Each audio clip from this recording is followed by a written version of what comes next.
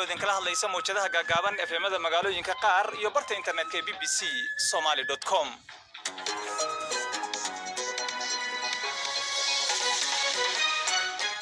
kulanti wacan duhur wanaagsan akhyaarta hawada nagala xiriirtay waa maalin talaada ah 2 bisha Febraayo Afrikada Bari waxay haatan tilmaamaysaa 2 duhurnimo oo gow ah qodobada aad barnaamijka ku maqli doontaan waxa kamid ah xageeb uu maraya shirkii Dhuusamareeb ee madaxda dawlad goboleedyada iyo kuwa dawladda dhexe ee Soomaaliya ay uga arrinsanayeen doorashada Soomaaliya maamulka galmudug oo sheegay in xalay qaarna ay dileen qaarna ay nolosha ku qabteen xubno ka tirsan al-shabaab oo Dhuusamareeb gantaalo ku garaacay banaanka magaalada ayay ku dhulbaalaysanayeen kabacdiina hawlgal la sameeyay ay ku suurta gashay in ninna la dilo ninna la qabto isla habeenimadiiba inay intaa ka badan yihiin iyo inay weliyaana anaguna u taasaaban u maleynaynaa sababtu waxa weeyaan markaanu gacanta ku dhignay shalqadii koo soo bixin xisbigii ku guuleystay doorashadii November ee Myanmar ee militariga uu xukunka ka maroqsaday oo ku baaqay in la sii daayo hogaamiyaha xisbigaasi Aung San Suu Kyi iyo Taiwan oo beeraleyda Soomaaliland ka caawinaysa kor u qaadka wax soo saarka beeraha haddaba qaabkee mashruucaasi u dhaqan galaya Taiwan waxay dalka ka sameyn doontaa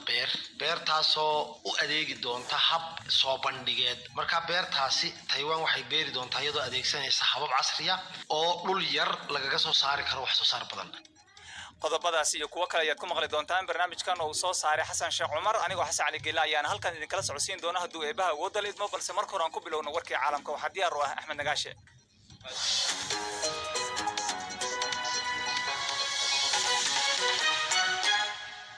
waa tahay mahadsanid Xasan Geele tobanaan qof ayaa lagu xidhay meel u dhow maxkamad Moscow ku taala oo ay dhageysanaysay dacwad lagu soo oogay ninka mucaaradka ah ee dhaliila kriminalka Alexei Navalny xeer ilaalinta Ruushka ayaa dalbanaysa in ninkaasi lagu xukumo 3 sano iyo badh xabsi ah oo ay u cuskanayso xukun hore loogu riday sanadkii 2014 hase yeeshee aan la fulinin kaasoo ahaa inuu lunsaday hanti dawladeed waxaa socday mudaharaado ballaaran tan iyo markii Navalny la xidhay 2 toddobaad ka hor dadka banaanbaxa la hortagay maxkamadaasi dacwadu ka socotay waxa kamid ahaa ninkan oo waxa uu leeyahay tani guud ahaan waa sharci darro marka la soo koobo waa tallaabooyinka sharciga ka baxsan oo mas'uuliyiintu ay qaadaan waad ku fikiri kartaa wax kasta oo ku saabsan Alexei Navalny siyaasi ahaan qof magac sare leh ama qof laakiin dhibaatadu waxa ay tahay in xitaa qof noocaas ah oo shaki aanu ku jirin inuu yahay qof caan ka ah Ruushka lagu xiri karo baahinta telefishin toos ah sabab la'aan waxay ka dhigan tahay in dadka aniga iyo adiga oo kala ah oo aan la aqoonin ay waxay doonaan ka sameyn karaan taasi waa dhibaato waa mid ka mid ah dhibaatooyinka waaweyn xisbiga ku guuleystay doorashadii dalka Myanmar ka dhacday bishii November ee kal hore oo la yiraahdo National League for Democracy ayaa ku baaqay in la sii daayo hogaamiyihiisa Aung San Suu Kyi waxa iyada iyo saraakiil kale oo ka tirsan xisbigeedaba gudaha dhigay militariga dalkaasi markii shalay Isniintii afkambiga ee xukuumadeedii ku rideen booliska Shiinaha ayaa xidhay 80 qof iyo dheeraad oo sida ay warbaahinta dawladdu sheegtay ku kacay falal khiyaamo ku ah talaalka fayraska corona Shiinaha ayaa ku rajaweyn inuu talaalo 10 milyan oo qof inta aanu bilaabmin damaashaadka sanadka cusub ee Shiinuhu dabayaaqada toddobaadkan qabanqaabiyaasha tartanka ciyaaraha Olympic ee dib u dhacay ee ka dhici lahaa magaalada Tokyo ee dalka Japan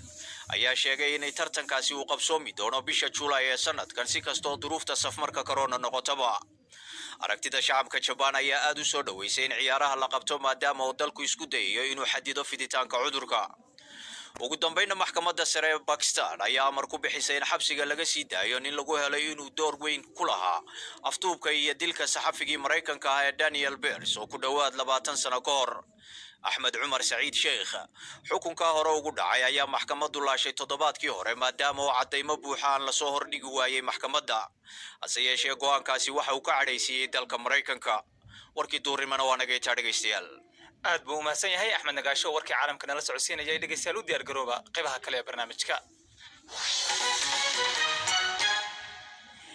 وهاجاج سيدي أدبا إن هرنع كم قليسين قال إنك دبئ ما أنت وحلا فيليا إنه سر رسمي وبلو ذا شركة مدحدة دولة فدرال كيو madaxweynayaasha maamul goboleedyada oo kuwoodii ugu dambeeyay qaarna ay gaareen dhuusamareeb qaarna ay hadda ku sii socdaan madaxda dowladda federaalka sida madaxweynaha iyo ra'iisul wasaaraha ayaa xalay kulamo la qaatay qaar ka mid ah madaxda maamul goboleedyada oo shalay halkaasi gaaray haddaba wararkii ugu dambeeyay ee shirka dhuusamareeb waxaa la socday wariyaha BBC-da magaalada muqdisho ibraahim maxamed aadan oo haatan ku jira qadka Lucy Life ibraahim maxaa u dambeeyay حسن waxa uu dambeeyay madaxda ugu dambeysay ee gaartay magaalada Dhuusamareeb waxa kamid ah madaxweynaha Jubbaland Axmed Maxamed Islaam Axmed Madoobe waxaana goordhaweyd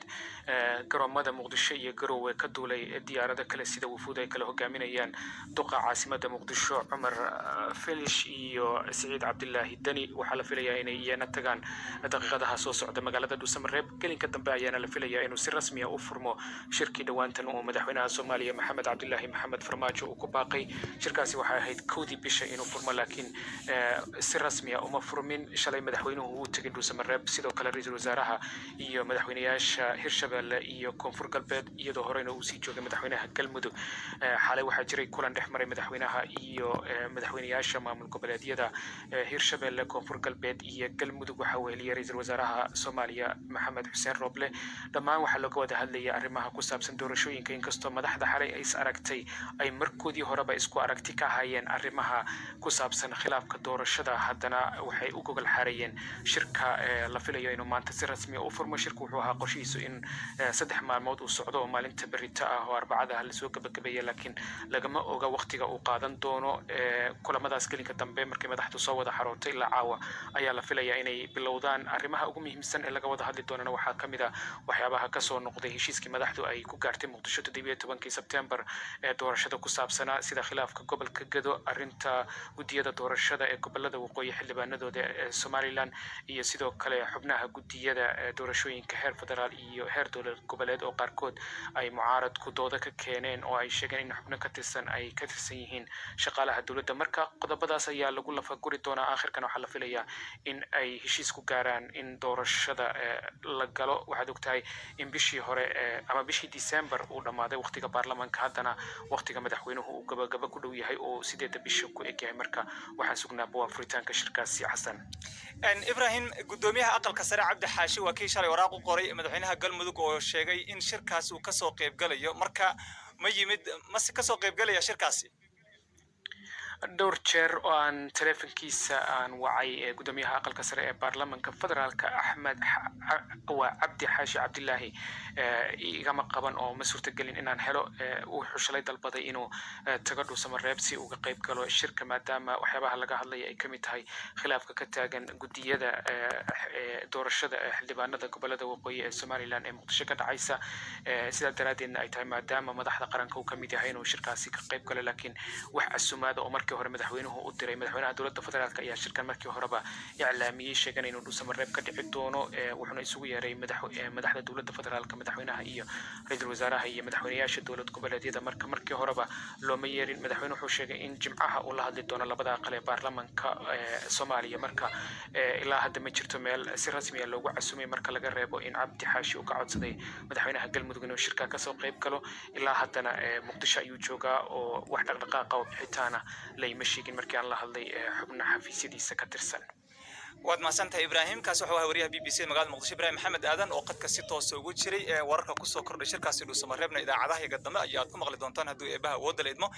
dhageystayaal ayaa ra'yigooda ka soo dhiibtay qodobkaas waxaa kamid ah Cabdisaan Kajooje waxa uu joogaa Galdogob waxa uu yiri shirka madaxda Soomaalida uga furmay Dhuusamareeb ma ahan mid ku yimid buu yiri fikirka madaxda waa mid ku yimid James Wan iyo wuu shisheeye kale markayaan la isdaalin Sakariya Maxamed Fooxaali waxa uu ka soo qoray Burco waxa uu yiri shirka madaxda Soomaalida ee Dhuusamareeb waxaan ka rajaynayaa buu yiri inuu noqdo mid la isku afgarto lagana soo saaro qodobo taariikhda gala oo wadanka u horseeda doorasho xor iyo xalaal ah dhageystayaasha kale ee ra'yigooda soo dhiibanaya waa ay mahadsan yihiin dhanka iyo isla gobolkaasi galmudug hadii aan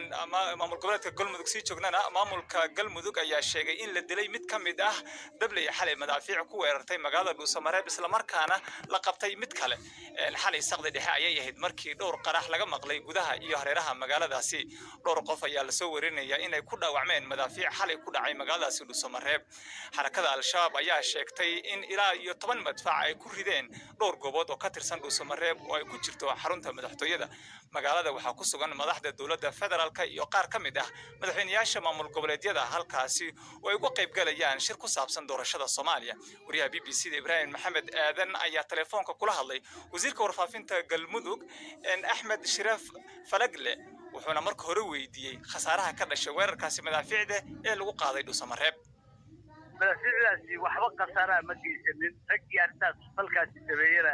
waxna waa la dilay waxna waa la qabtay sida aan wararka ku helayno dad goobjoogayaal waxay sheegeen in askari uu dhaawacmay dhowr qof oo rayidana ay dhaawacmeen marka dhaawacyadaasi miyaanay jirin maya markii loo eego madaafiicda qaabkeeda dhaawacyadu aad iyo aad ay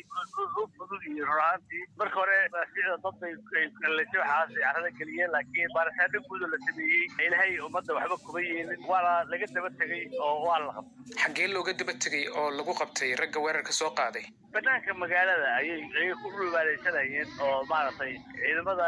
dawladda ayaana arrintaas soo afjaray oo soo qabtay muddo 30 daqiiqo ah ayay madaafiicdaasi socotay sida dadka deegaanku ay BBC-da u sheegeen marka 30 daqiiqo kadib miyaa la eryaday wallahi 30 daqiiqo magaalada way joogday 30 daqiiqo wada socday annagu maanan maqal wax dhaceen oo baan ognahay kabacdiina hawlgal la sameeyey ay ku suurta gashay in ninna la dilo ninna la qabto isla habeennimadii mise saaka isla habeennimadii midka la qabtay xagee ku haysaan hadda ciidamada amniga iyo xarumaha amniga lagu hayo laakiin markaad eegto madfac la soo tuuray ama madaafiic la soo tuuray nin iyo laba way ka badan yihiin marka raggii kale meeyee hadda intii aan qabanaan idaacadaha u sheegaynaa qalabkii laga tuurayay oo garabka u saaraa iyo asaga waa soo qabanay inay intaa ka badan yihiin iyo inay weheliyaanna annaguna intaas ahaan u malaynaynaa sababta waxa weeyaan markaanu gacanta ku dhignay shalqadii kaba soo bixin ciidamaduna ba ay joogeen way sii socdeen magaaladana hadda waxay usii jiraan ilaa 42 kilomitir iyo wax lamida aagana aad bay isugu fidiyeen waana arrin wax iska dhuumaalaysiya oo loola jeedo in lagu muujiyo maarata calqalad lagu muujiyo maahan dagaal lama ahan wax hadda amniga magaalada wax u dhibana maahan inta hadda aniga adigu isweydaarsanayna loola jeedo imise goobood bay xalay garaaceen marka aad eegto weerarkii xalay soo qaadeen garoonka waa la sheegay bartamaha magaalada waa la sheegay maya waa beeweye garoonna ma ay garaacin magaalada ma ay garaacin dhawaaqeeda oo baanu maqalay waa lagu baxay aagaga garoonku magaalada uga yaalla oo 7 kilomitir magaalada u jirta miyigeeday ku dhaceen cidna wax kuma gaarin hadday ka tagi weydo waxaa la ku yiri meel magaalada afkeeda ah ayaa sadaqada ku yaala ay agteeda ku dhaceen laakiin ayada laftigeedu waxa weeyaan waa war wax u dhiman yihiin magaalada iyo aageeda midna wax kuma dhicin magaalada amnigeeda markaad eegto oo hadda shirka madaxda Soomaalida ay marti gelinayso amnigaas sidee la isugu haleyn karaa hadiiba bartamihii magaalada habeenkii madfac lagu soo tuurayo runtii amnigaas aad u sugan yahay gees walbana waa ka sugan yahay in dhacdo loola jeedo in dadka aan deegaanka joogin ama magaalada joogin lagu wareeriyo ayaa loola jeeday dadka deegaanka jooga iyo wafuudda joogta iyo dawladda iyo shacbiguba kalsooni buuxda ay qabaan waa inaan waxna ka dhacaynin wax baqatina iyo wax walwala loo qabo dadka naga fog ee meelaha fog jira ee sida xog wax loogu sheegaya ama warku si kala ku gaarayana annaga waxaanu ku leenahay waxay ma jiraan amniguna waa sugan yahay hawshana waa okay kaasi wuxuu ahaa wasiirka warfaafinta galmudug Axmed Shire Falagle wuxuu waramayay wariyaha BBC-da magaalada Muqdisho Ibrahim Maxamed Aadan waraysigaas oo intaas ka dheerna waxaad ku maqli doontaan idaacadda galabta hadduu alla idmo halka dawladna naga socotaan waa laanta Soomaaliga BBC-da BBC waxaad ka heli kartaa wararkii ugu dambeeyay ee Soomaaliya iyo caalamka oo dhan maalin walba وهاجا إن ورك عالم كهدي أن يجننا حزب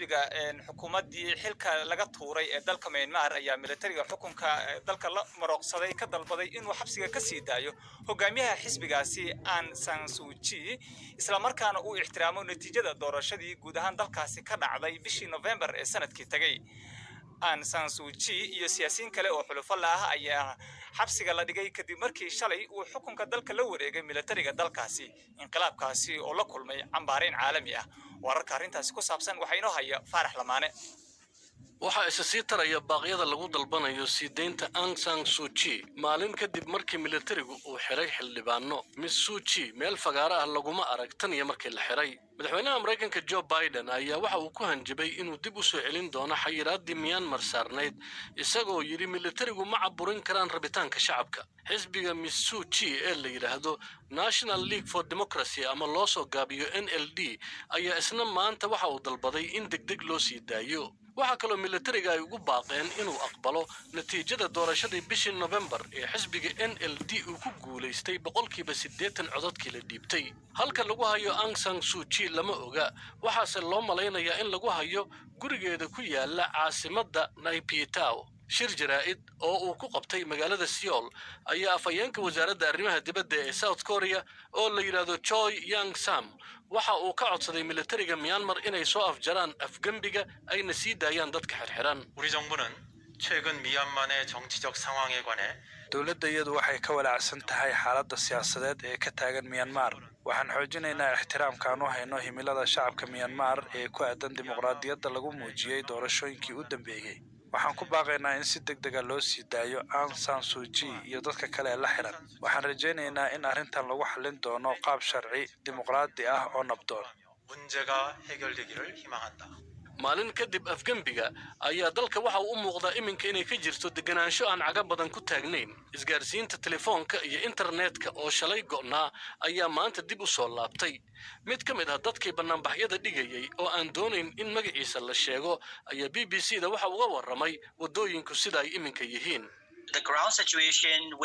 xaaladda gudaha ee dalka weli waxaa ka jira walwal. dadku way walaacsan yihiin waxayna aad uga walwalsan yihiin mustaqbalka dalka iyo sida dadka afgambiga military uga dhaadhici doono.